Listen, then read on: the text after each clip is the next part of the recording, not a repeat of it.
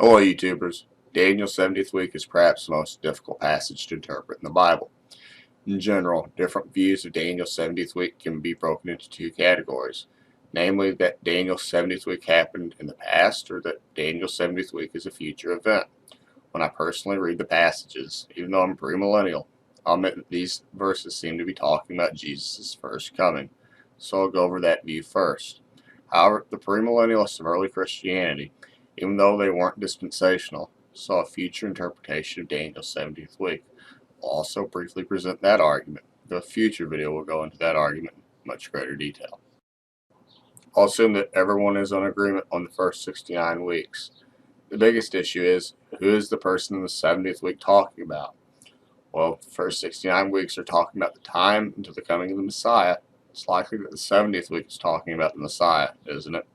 The only reason we would think it's talking about the Antichrist is because in verse 26, it said that during the 70th week, that is, after the 62 and 7 weeks, the people of the prince who will come will desolate the temple, right after mentioning that the anointed one is cut off. So is the he that confirms the covenant referring to the anointed one, or the people of the prince who will come? Because both are mentioned during the 70th week, in verse 26. This is important because if verse 27 is referring to Jesus, it happened in the past, during his ministry. Talking about the Antichrist, however, it's a prophecy about the future.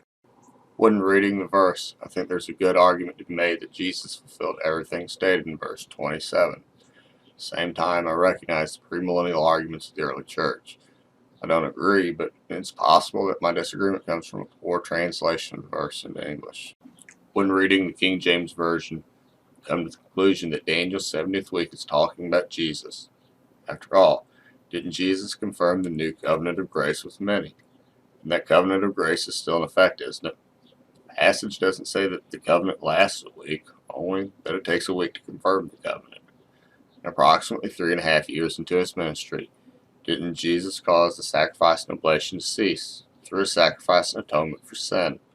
Wasn't it his resurrection that led to the destruction of the temple and the flourishment of evil? Just as the verse said. It says, for the overspreading of abominations he shall make it desolate, even until the consummation, and that determined shall be poured upon the desolate. In other words, in order for evil to spread, the temple shall be desolate, even until the end of time, when the sinners are punished. I ask, didn't Jesus in every way fulfill what was spoken of in this verse? But perhaps the error isn't in my reading comprehension. Perhaps the error is in the translation. It's quoting from the King James Version, but the English Standard Version says something a bit different.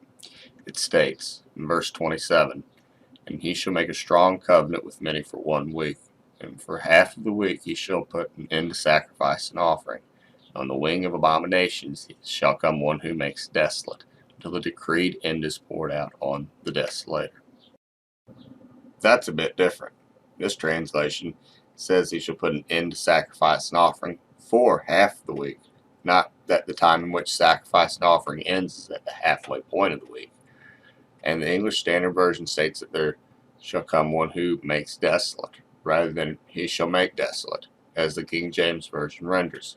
When comparing the English Standard Version against the King James Version, it seems that the English Standard Version makes a much stronger case that verse 27 is referring to a future Antichrist.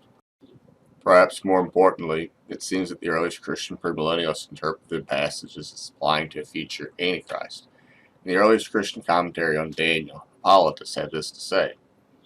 Then he says, after 62 weeks, time shall be spun out, and he shall set forth a covenant with many for 1 week. And half the week sacrifice and drink offerings shall be taken away, upon the temple shall be the abomination of desolation. For after 62 weeks was fulfilled, and after Christ has come, and the gospel has been preached in every place, times having been spun out, then remains 1 week away, which Elijah and Enoch shall be present, and its half the abomination of desolation. The Antichrist shall appear, who threatens desolation of the world. After he comes, sacrifice and drink offering, which now in every way is offered by the nations to God, shall be taken away.